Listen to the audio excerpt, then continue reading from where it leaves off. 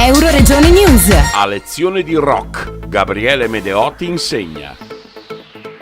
Uno studio di registrazione dell'Angel Wings di Pantianicco era come un salotto di casa in cui un docente, competente e accattivante, prende la parola e racconta storie vere. In un'ora e mezza Gabriele Medeotti ha ripercorso il tempo dagli anni 60 al nuovo millennio, tutto grazie alla musica rock. La divulgazione della musica rock, nel senso usare la musica per far capire come la cultura e la società, i cambiamenti vengono raccontati dalla musica e come la musica sia un quadro che dipinge una sorta di fotografia, un'istantanea, una didascalia. I testi sono delle didascalie precise, le copertine sono delle istantanee di certi momenti storici, quindi la musica è un veicolo apparentemente facile, ma facile perché fa sempre piacere ascoltare delle belle canzoni, ma un veicolo molto potente che permette sia ai giovani ma anche ai meno giovani, insomma, di contestualizzare quello che accadeva ascoltando e paragonando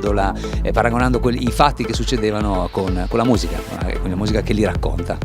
La musica rock è un'espressione, una necessità comunicativa, cioè la voglia che non si riesce a tenere dentro di raccontare, di dire ciò che si pensa, spesso e volentieri ciò che si pensa va contro quella che è la corrente comune di quel momento, ma questa è una delle caratteristiche del rock, più o meno violentemente, quindi che sia pop rock o che sia punk, però alla fine si parla spesso di dissenso e si parte da lì, è da lì che in qualche maniera nasce anche l'idea del rock.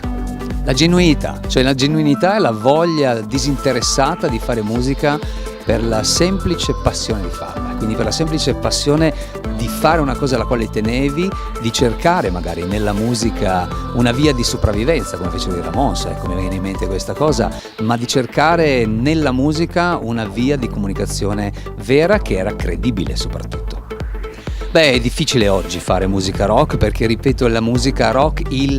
nasce, come dicevo poco fa, da un'esigenza di comunicazione, un'esigenza che oggi non è che non c'è, ma è apparentemente molto più flebile, proprio a causa di tutto questo mondo social che è fantastico, perché ci permette di essere connessi e ci permette di collegarci l'uno con l'altro, di far sentire istantaneamente le cose. D'altra parte, però, questa immediatezza porta anche al bruciare, al sprecare tante volte delle idee che avrebbero bisogno di maturare, avrebbero bisogno di stare lì un po' al caldo, di essere coccolate, di essere costruite. E quindi come si fa? Bisogna comunque crederci, bisogna avere la voglia di farlo e oggi più che mai, perché forse una volta non era così necessario all'inizio, ma oggi più che mai bisogna essere preparati, perché d'altra parte la competizione è tanta. Se lo diceva anche Rick Wakeman, che il progresso è la rottura delle regole, ma le regole per romperle le devi conoscere bene, questo tanto più vale oggi, cioè oggi devi essere preparato e devi essere in grado di essere competitivo.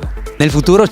parlando di Rock History, ci sono ancora davvero centinaia di incontri in programma nella nostra regione Friuli Venezia Giulia,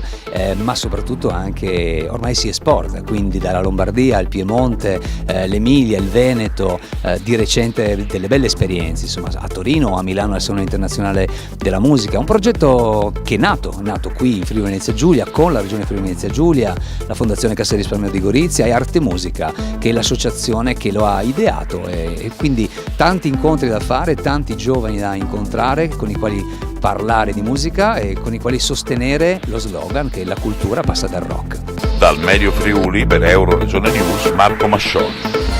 Euroregione News.